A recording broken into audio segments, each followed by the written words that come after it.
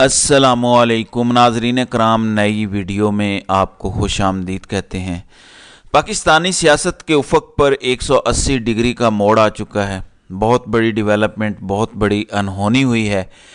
महमूद खान अचकज़ई और अख्तर मेंगल के बाद बिलाखिर फजलुर रहमान भी इमरान खान की हिमायत में खुलकर सामने आए हैं और हैरत अंगेज़ तौर पर तमाम माफियाज, हैंडलर्स और सहूलतकारों को उन्होंने बेनकाब किया है। फजलुर रहमान ने इमरान खान की हिमायत करते हुए कहा कि इमरान खान इलेक्शन जीते हैं, इसलिए इक़्तिदार उनके हवाले किया जाए। उन्होंने इमरान खान के खिलाफ धांधली करने वालों का नाम भी लिया है, जबकि IMF के मामले पर लिखे गए ख़त की भी उन्होंने हिमायत की है। अब ये अनहोनी क्यों है और मुस्तकबिल में इन बयानात के क्या असरात होंगे, क्योंकि ये बयान एक ऐसे मौके पर सामने आया है जब फैसला साज और हैंडलर्स पूरी ताकत से शहबाज शरीफ को पाकिस्तान का गैर आइनी और गैर कानूनी वज़ीर आज़म बनाने की कोशिश कर रहे हैं।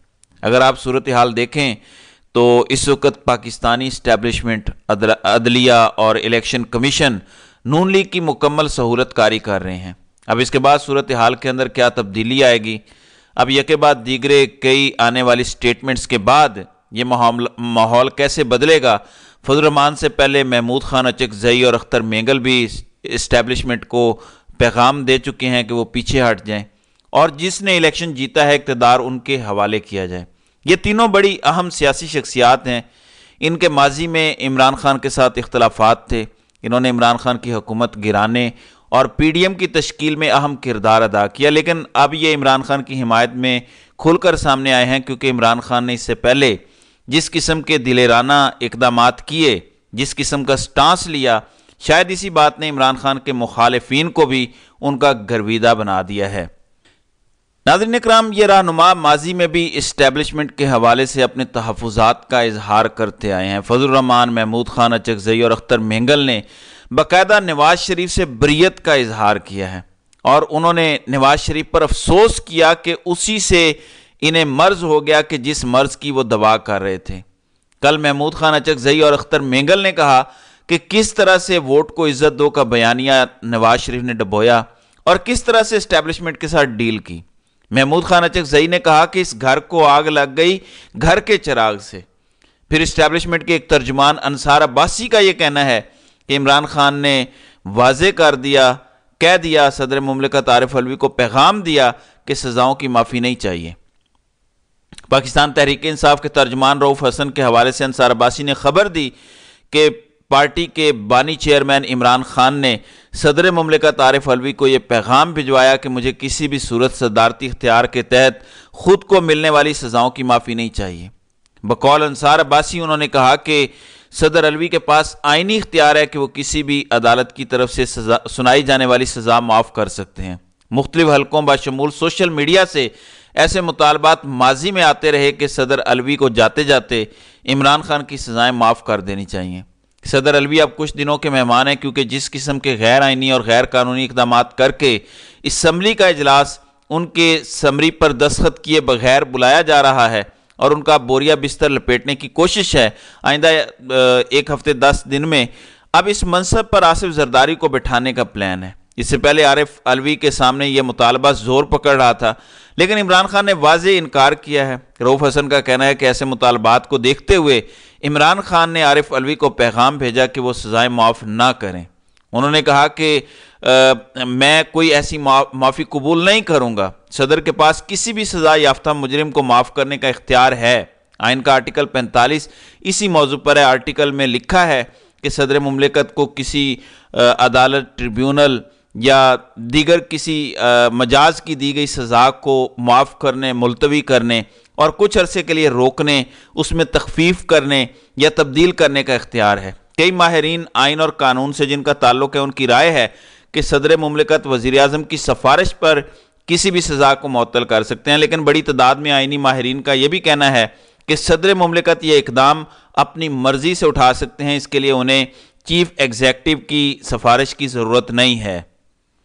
नाज़रीन इकराम, गुज़श्ता साल अगस्त में इस्लामाबाद की ज़िलाई अदालत की जानिब से तोशाखाना केस में इमरान खान को सज़ा सुनाए जाने के बाद سینئر وکیل اور پی ٹی آئی کے رہنما سردار لطیف کھوسہ نے کہا تھا کہ صدر مملکت اپنی ثوابدید پر یا وزیر اعظم کے مشورے پر آرٹیکل 45 کے تحت کسی بھی سزا کو ختم یا معاف کر سکتے ہیں۔ انہوں نے یہ بھی کہا تھا کہ پوری دنیا میں ریاستوں کے سربراہوں کو کسی بھی مجرم کی، کیونکہ اس میں عمران خان کو غیر آئینی اور غیر قانونی طریقے سے مجرم بنا دیا گیا، تو انہوں نے کہا کہ ان کی سزا معاف کر کے ملتوی کرنے اور کچھ عرصے کے لیے روکنے کا اختیار بھی حاصل ہے۔ آپ کو پتہ ہے کہ گزشتہ سال اسلام آباد ہائی کورٹ نے عمران خان کو دی گئی سزا معطل کی تھی، جبکہ 8 فروری سے ایک ہفتہ پہلے 3 دیگر کیسز میں عمران خان کو سزا سنائی گئی۔ ایک سائفر کیس میں انہیں شاہ محمود قریشی کے ساتھ 10 سال قید کی سزا سنائی گئی۔ پھر ان کی اہلیہ بشرا بی بی کے ساتھ بعد میں 2 مقدمات، نیب کا توشہ خانہ کیس اور غیر قانونی نکاح کیس میں سزا سنائی گئی۔ توشہ خانہ کیس میں 14 سال کی، جبکہ غیر قانونی کیس میں دونوں کو 7 سال کی سزا سنائی گئی۔ اب ان دونوں سزاؤں کا عوام کی جانب سے شدید رد عمل آیا اور عام انتخابات میں پی ٹی آئی کے حمایت یافتہ امیدواروں کی بڑی تعداد کامیاب ہوئی۔ اس کے بعد تحریک انصاف کے حامیوں نے عارف علوی سے عمران خان کی سزاؤں کو معاف کرنے کا مطالبہ کیا۔ عمران خان اور ان کی اہلیہ کی قانونی ٹیم تینوں سزاؤں کو اسلام آباد ہائی کورٹ میں پہلے ہی چیلنج کر چکی ہے۔ اب ان پر فرد جرم بھی ایک اور معاملے کے اندر عائد ہو چکی ہے، لیکن عمران خان آئینی اور قانونی طور پر عدالتوں کے اندر ان تمام تر چیزوں کا مقابلہ کرنا چاہتے ہیں۔ یہی عمران خان کی خوبصورتی ہے۔ لوگ تو انہیں اڈیالہ سے نکال کر بنی گالہ لانے کو تیار ہیں، لیکن عمران خان نے انکار کیا اور کہا کہ بشرا بی بی کو بھی آپ اڈیالہ لائیں، ہم یہ تمام سزائیں بھگتنے کو تیار ہیں۔ ہم آئین اور قانون میں رہتے ہوئے یہ عدالتی جنگ لڑیں گے اور کسی قسم کا کوئی ریلیف حاصل کرنے کی کوشش نہیں کریں گے۔ عمران خان کے اسی بیان نے ان کے سیاسی مخالفین، ہینڈلرز، سہولت کاروں اور خفیہ ہاتھوں کی راتوں کی نیندیں حرام کی ہیں، کیونکہ عمران خان نے کہا تھا میں جیل گیا تو میں پہلے سے زیادہ خطرناک ہو جاؤں گا، اور اب وہ ہمیں دکھائی بھی دے رہا ہے۔ پھر جس طرح کی پرفارمنس کا مظاہرہ عمران خان کے کھلاڑیوں نے عام الیکشن میں کیا، یقین مانے بڑے بڑے برج الٹا دیے۔ یہ الگ بات ہے کہ دھاندلی کے ذریعے بعد میں بہت سارے پی ٹی آئی کے امیدواروں کو ہروایا گیا، تو عمران خان اور پی ٹی آئی کی اس کارکردگی نے ان کے تمام سیاسی مخالفین کو چاروں شانے چت کیا ہے۔ عمران خان ابھی تک ان تمام معاملات پر فرنٹ فٹ پر کھیل رہے ہیں، جس وجہ سے پاکستان کے سینئر سیاستدان بھی عمران خان کے گرویدہ ہوئے ہیں، جو اس سے پہلے نواز شریف میں کوئی انقلابی ڈھونڈ رہے تھے۔ فضل الرحمان کا کہنا تھا کہ اسٹیبلشمنٹ چاہتی ہے اسمبلیاں اور لوگ ان کے مطابق ہوں، اس سے ملک نہیں چلے گا۔ پھر انہوں نے کہا کہ ہماری پوزیشن واضح ہے، ہم کسی حکومت میں شامل نہیں ہونا چاہتے۔ دھاندلی ہوئی ہے اور آنے والے دنوں کے اندر میں آپ کو بتا رہا ہوں کہ سسٹم کے اندر رہنے والے روئیں گے۔ ساری زندگی الیکشن لڑے ہیں، میری داڑھی الیکشن میں سفید ہوئی ہے۔ انہوں نے کہا کہ الیکشن مہم میں عوام کو پتہ چل جاتا ہے کہ کون جیت رہا ہے، کون ہار رہا ہے۔ میں اس جملے کو ریپیٹ کرتا ہوں، ذرا غور کریں۔ انہوں نے کہا کہ الیکشن مہم میں عوام کو پتہ چل جاتا ہے کون جیت رہا ہے، کون ہار رہا ہے۔ پی ٹی آئی جیتی ہے، ان کو حکومت دیں۔ اگر ان کی مداخلت ہے، ان کا لفظ انہوں نے کن کے لیے استعمال کیا آپ کو اچھے سے پتہ ہے، تو کہتے ہیں کہ اگر ان کی مداخلت ہے تو آئندہ الیکشن کا بھی فائدہ نہیں ہوگا۔ کیا اس طرح سے ہمارا پارلیمانی نظام جاری رہے گا؟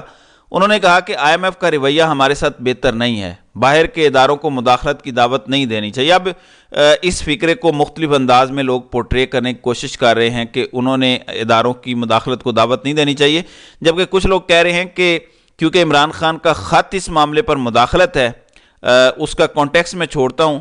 انہوں نے کہا کہ بہرحال آئی ایم ایف کا رویہ ہمارے ساتھ بہتر نہیں ہے، اور یہی عمران خان کا بھی موقف رہا ہے۔ فضل الرحمان نے یہ بھی اعلان کیا کہ صدر کے انتخاب میں بھی ووٹ نہیں ڈالیں گے، کے پی کے اسمبلی میں وزیر اعلیٰ اور اپوزیشن لیڈر کے انتخاب میں بھی لا تعلق رہیں گے۔ پی ٹی آئی وفد سے ملاقات کے حوالے سے انہوں نے کہا کہ پی ٹی آئی وفد آیا، ہم نے اپنی روایات کے مطابق انہیں عزت دی، کوئی ہمارے تحفظات اگر دور کرنے میں سنجیدہ ہو تو سیاست میں مذاکرات ہوتے ہیں۔ عمران خان کی گرفتاری کے وقت بھی میں نے کہا تھا کہ مقابلے کا مزہ نہیں آ رہا، ہم خود قید گزار چکے ہیں، سیاسی لوگ جیل جاتے ہیں، لیکن میں کسی سیاستدان کا قید میں رہنے پر خوش نہیں ہوتا۔ انہوں نے کہا کہ الگ طریقے سے اس مرتبہ دھاندلی ہوئی اور ہمیں کہا جا رہا ہے کہ عوام میں جانے سے خطرہ ہے۔ الیکشن گزر گئے تو اس کے بعد کیا اب کوئی تھریٹ نہیں ہے؟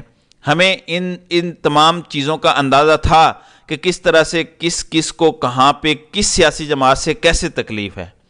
انہوں نے کہا کہ اگر وہ یہ سمجھتے ہیں کہ دھاندلی نہیں ہوئی تو پھر تو 9 مئی کا بیانیہ دفن ہو گیا۔ اب یہ جملہ بڑا غور طلب ہے کہ 9 مئی کا بیانیہ تو پھر دفن ہو گیا۔